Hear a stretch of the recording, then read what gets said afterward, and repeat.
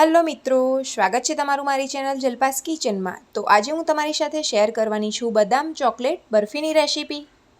તો રક્ષાબંધન પણ નજીક આવી રહી છે, તો બહેનોને ભાઈઓ માટે કંઈક ગળ્યું તો બનાવવું જ પડે ને। તો બહારની ભેળસેળવાળી અને મોંઘી મીઠાઈઓ કરતાં તમે ઘરે આ રીતે એકદમ સરળતાથી મોંઘી મીઠાઈ બનાવી શકો છો અને તમે પણ રક્ષાબંધનમાં તમારા ભાઈને ખવડાવી શકો છો। તો આજની બરફીની રેસીપી આપણે એકદમ અલગ રીતે અને હેલ્ધી બનાવવાના છે। આજની બરફીની રેસીપીમાં આપણે ખાંડનો બિલકુલ ઉપયોગ નથી કરવાનો, તો તેની જગ્યા પર આપણે ગોળનો ઉપયોગ કરીશું। અને જો તમે એકવાર આ બરફી બનાવી લીધી તો બાળકો વારંવાર બનાવવાનું કહેશે, એટલી સરસ બનીને તૈયાર થાય છે। તો રેસીપી જોતાં પહેલાં જો તમે મારી ચેનલ પર નવા છો તો મારી ચેનલને જલ્દીથી સબસ્ક્રાઈબ કરી લો, જેથી આવનારા વિડીયોની નોટિફિકેશન તમને સૌથી પહેલાં મળતી રહે। તો ચલો આજની બદામ ચોકલેટ બરફીની રેસીપી બનાવવાનું શરૂ કરીએ। તો બરફી બનાવવા માટે આપણે 1 બાઉલ જેટલી બદામ લેવાની છે અને તેની સામે આપણે અડધા બાઉલ જેટલો ચોકલેટ પાવડર લેવાનો છે। બદામનું માપ મેં અહીંયા 100 ગ્રામ જેટલું લીધું છે અને ચોકલેટ પાવડર 50 ગ્રામ જેટલી લીધી છે। ચોકલેટ પાવડર તમે કોઈ પણ કંપનીનો લઈ શકો છો, જે તમને કિરણા સ્ટોરમાં આસાનીથી મળી રહેશે। હવે પહેલાં તો આપણે બદામને ક્રશ કરી અને તેનો એક પાવડર બનાવી લેવાનો છે। તો મિક્સર જારમાં બદામને ઉમેરી અને મિક્સર ચાલુ બંધ કરી અને તેનો એક પાવડર બનાવી લઈશું। મિક્સરને આપણે ચાલુ બંધ કરીને જ બદામનો પાવડર બનાવવાનો છે। તો જો તમે મિક્સરને ચાલુ બંધ કરીને પાવડર નહીં બનાવો તો તેમાંથી તેલ છૂટું પડશે। તો બસ આ જ રીતે આપણે એકદમ સરસ એવો પાવડર બનાવી લઈશું। હવે આ બદામના પાવડરને આપણે એક મોટા વાસણમાં કાઢી લઈશું। તમારે બરફી જો વધારે બનાવી હોય તો બદામનું માપ તમારે વધારે લેવું। અત્યારે હું જેટલા વસ્તુના માપથી બરફી બનાવવાની છું તો તેમાંથી આપણને 8થી 9 પીસ બરફી બનીને તૈયાર થશે। એટલે વજનમાં આપણી બરફી 400થી 450 ગ્રામ જેટલી બનશે। બદામ પાવડરની સાથે સાથે ચોકલેટ પાવડર ઉમેરીશું। જો તમને ચોકલેટ પાવડર વધારે પસંદ હોય તો તમે ઉમેરી શકો છો। ત્યારબાદ આપણે મિલ્ક પાવડર ઉમેરવાનો છે। મિલ્ક પાવડર અને બદામનું માપ મેં 100 ગ્રામ જેટલું લીધું છે અને તેની સામે ચોકલેટ પાવડરનું માપ 50 ગ્રામ જેટલું લીધું છે। હવે આ ત્રણેય સામગ્રીને આપણે ચમચીની મદદથી એકદમ સરસ રીતે મિક્સ કરી લેવાની છે। આ બરફી બનાવવી એકદમ સરળ છે। જો તમે પહેલીવાર બનાવતા હશો તો પણ તમારી બરફી એકદમ પરફેક્ટ જ બનીને તૈયાર થશે। અને આજની બરફી આપણે ગોળમાં બનાવવાના છે, તો બાળકોને પણ તમે આ બરફી બનાવી અને રોજ આપી શકો છો। બદામની સાથે તમે અખરોટ અને કાજુને પણ ઉમેરી અને તેનો પાવડર બનાવી શકો છો। તો હવે તમે જોઈ શકો છો કે બધી જ સામગ્રી એકદમ સરસ રીતે મિક્સ થઈ ગઈ છે। તો હવે આ સામગ્રીમાંથી આપણે બરફી બનાવવાનું શરૂ કરીશું। તો પહેલાં તો આપણે ગોળને ઓગાળવાનો છે। તો ગોળને ઓગાળવા માટે એક જાડા તળિયાવાળી કઢાઈ લઈશું। નોનસ્ટિક પણ ચાલશે અને જો નોનસ્ટિક ન હોય તો જાડા તળિયાવાળી જ કઢાઈ લેવી। ત્યારબાદ ગોળને આપણે એકદમ ઝીણો સમારીને લેવાનો છે, જેથી જલ્દીથી ઓગળી જાય। તો ગોળને ઓગાળીને આપણે એની એક જાડી ચાસણી બનાવવાની છે। તો તેના માટે આપણે કઢાઈમાં અડધા ગ્લાસ જેટલું પાણી ઉમેરીશું। ત્યારબાદ તેમાં સમારેલો ગોળ ઉમેરવાનો છે। તમારી પાસે જો ગોળનો પાવડર હોય તો તે પણ તમે ઉમેરી શકો છો।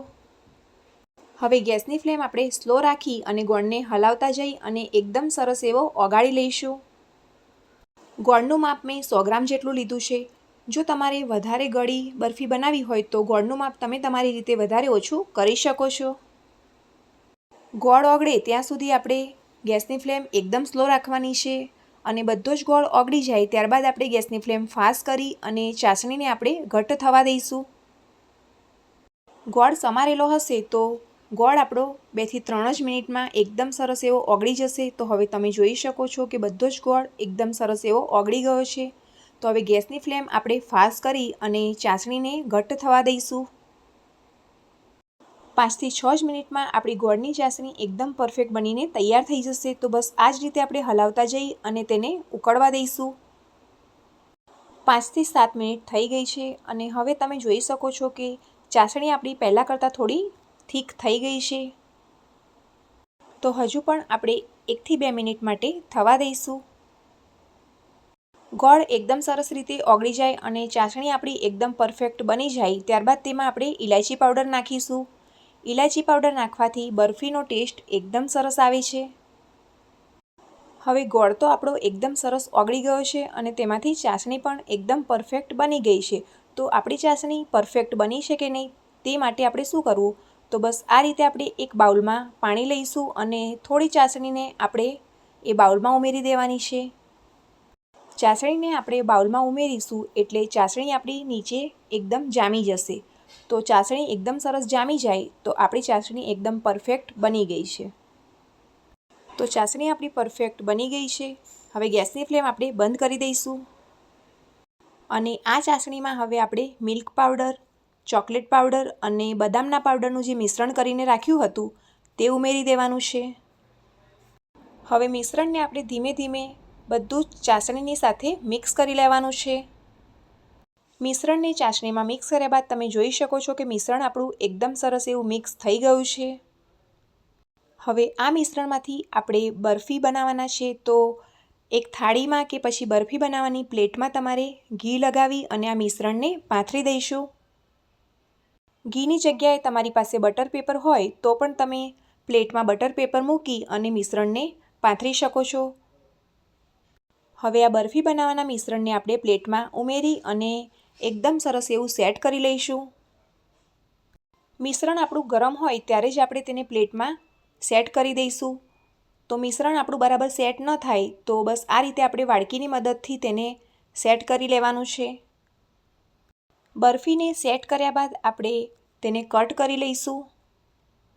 તમારે જે નાની સાઇઝ, મોટી સાઇઝ જે રીતે તમારે કટ કરવું હોય તે પ્રમાણે તમારે કટ કરી લેવું.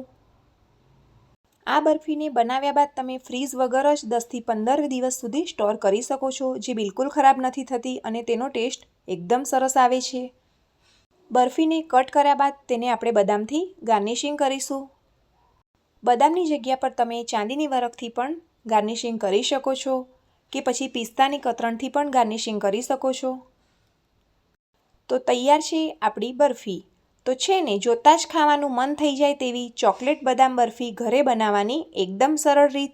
તો તમે પણ તમારા ઘરે ચોક્કસથી ટ્રાય કરો અને મને કોમેન્ટમાં જણાવજો કે આજની આ રેસીપી તમને કેવી લાગી.